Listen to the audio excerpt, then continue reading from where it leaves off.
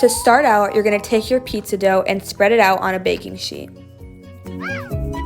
Next, you're going to take your Chick-Fil-A sauce and spread it over your pizza dough.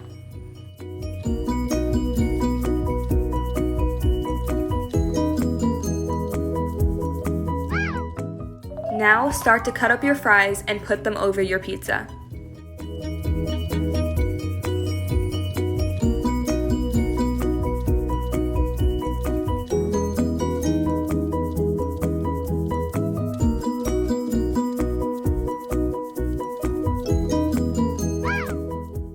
Next, cut up your chicken nuggets and put them on your pizza.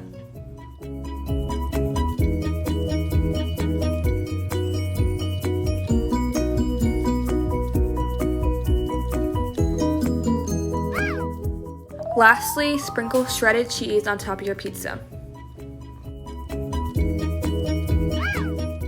Now that your pizza is all put together, put it in the oven for 20 minutes at 350 degrees.